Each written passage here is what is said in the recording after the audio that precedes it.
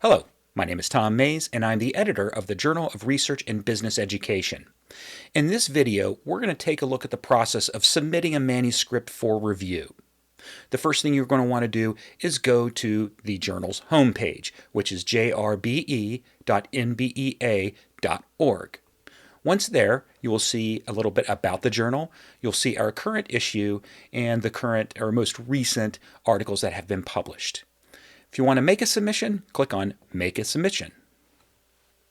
At this point, you're given a checklist of things to keep in mind and make sure that you take care of prior to submitting your manuscript.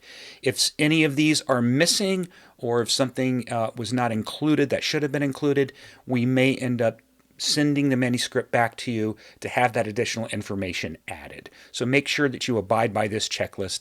We also have some author guidelines, a couple of very important things to point out. We do follow APA 7 for citations and formatting, and then we also require that your document have all personal identifications removed. Later on in this video, we'll show you how you can take care of that in your Word document.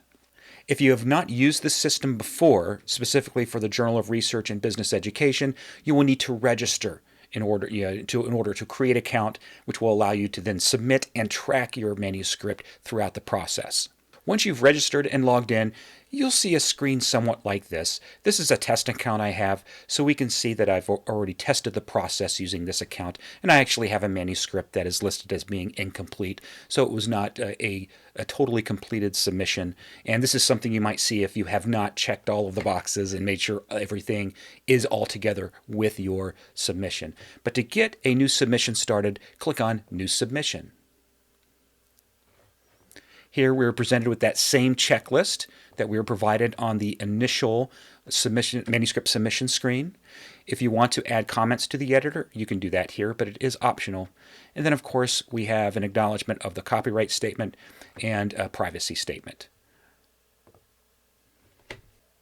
On this screen, we are ready to add our manuscript. But first, let's make sure that we've anonymized our Word document before we upload it. Here's a sample manuscript. If you go to the File menu, click on Info, then Inspect Document.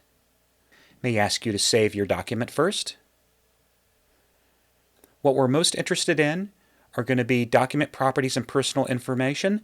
And then if you had worked on this with other people, maybe you used comments, but make sure that this box is checked too, because it will delete all of the comments that may have been in your manuscript. Click Inspect. In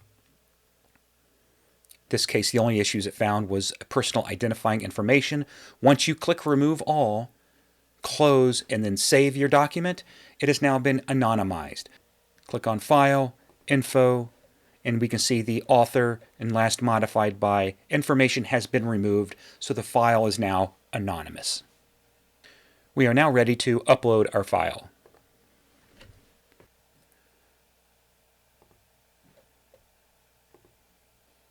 Once the file is uploaded, we're asked what kind of file is it. In most cases, this is just the article text. This is what you will select to define it as the article text. There are some cases where you may have a survey that you want to include separate from the main document, and so that's why there's the ability to add different kinds of file types. Once you're ready, save and continue. Now here's where we enter all of the information about our manuscript. We're going to add our title. If there is a subtitle, and in this case I do have a subtitle with my test manuscript, and then same thing with the abstract. If you have additional contributors, you can add them here. So if you have multiple people who have authored a paper, you all don't need to sign up into the system. Just the primary contact needs to sign up, and then you can add contributors as appropriate. We then want to add our keywords, and you'll want to add more than what I just did there, APA 7. And then you want to paste your references at the bottom. And you do want to make sure this is accurate, because once You can edit it later on, but once we go to publication, this is what then appears on the initial article screen. This is all that data about the article that people are going to view before they actually click on the article to read the full thing. We are now ready to confirm and finish our submission.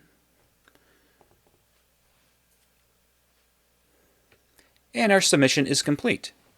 We can go back and review the submission, support something else, or go see the dashboard. And this would be important if you had multiple manuscripts submitted, or if you were also serving as a journal reviewer, it will be the dashboard is in the same place, whether you're an author or a reviewer.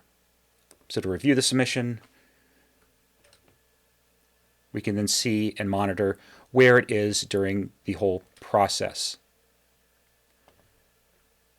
So you can see in this case, the editor, since this was just submitted, the editor has not initiated the review process, so we don't see anything yet. Once reviewers are assigned, you will then see more information on this screen. When the manuscript is accepted, then it will move on to copy editing, and copy editing suggestions will be provided. There's another set of approvals that the author will be able to be a part of as well.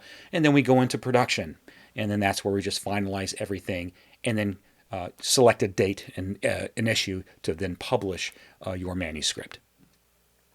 And so that's an outline of what the workflow looks like and how to use the system.